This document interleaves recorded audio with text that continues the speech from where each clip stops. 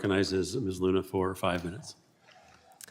According to NOAA, between 2017 and 2023, there are about 98 documented dead, serious, or sublethal injuries or illnesses that impacted the North American right whale. But this means about 70% of those documented deaths, serious injuries, or sublethal injuries or illnesses have impacted that whale. This proposed rule, though, will impact an estimated 63,000 registered saltwater boaters, 340,000 American jobs, and nearly $84 billion in economic contributions. And like all Americans, I think that we believe in protecting endangered species and wildlife. However, when you're looking at the impacts that it's going to have on human beings, which I'm sure every single person here would agree that a human being is obviously more important than an animal, I think that it's kind of an elitist perspective to propose a rule that's going to actually hurt people, and I believe in some cases keep people in poverty.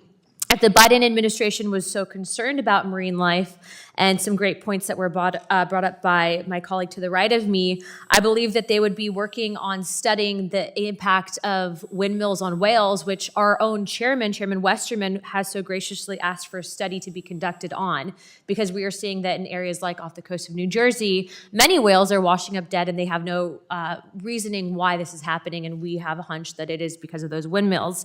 My question is for you, Ms. Quate. I've heard that stakeholders presented the idea of having a whale vessel safety task force, but NOAA was unwilling to engage with them. Why is that? Thank you for your question. Actually, John Hare, who is the head of our Northeast Fisheries Science Center, is going to be engaging with that task force. And Frank and I made sure he was connected to that a few weeks ago. Is that so something we will new? be participating. Okay, so you guys are going to be doing that now, because I know that if you guys are proposing rules and it's impacting people and then you don't want to meet with them or hear their ideas, it kind of makes you guys look bad. Why did NOAA rely on, or what information did NOAA rely on for the determination of placing this restriction on vessels between 35 and 65 feet? Thanks. Thank you for the question. It was based on science and information that we had about vessels less than 65 feet striking and killing right whales and other whales. So we have several instances just in the last few years of vessels of that size going at speeds greater than 10 knots, striking and killing right whales. One off the coast of St. Augustine, Florida, that killed a calf, and then the mother disappeared. So you guys are just based on some of the data that you're receiving? Based on the data. Per an off-record conversation with the Coast Guard, they annotated that you guys did not speak with them before dropping the proposed rule, and this would expand the mission and requirement of the U.S. Coast Guard. Why is it that NOAA did not consult the Coast Guard before proposing this? Thank you for the question. We are in touch with the Coast Guard regularly and work closely with them on enforcement issues.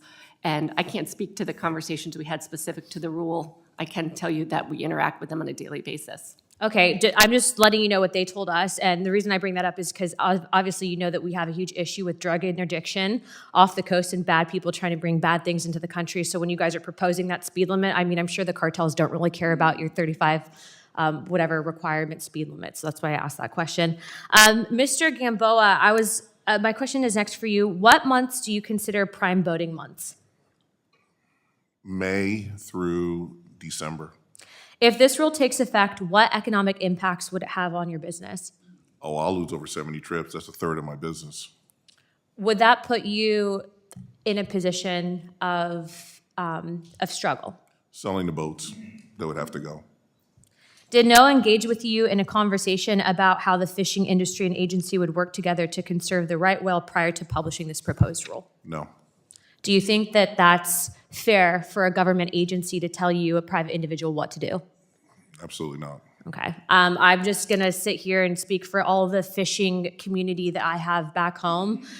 It's pretty messed up to have a federal agency come in and then tell people how to run their businesses without talking to them first. But it's even more messed up when you realize that it's very possible that this rule could put people in the streets. And we're already seeing record high inflation right now. So, Chairman, I yield my time.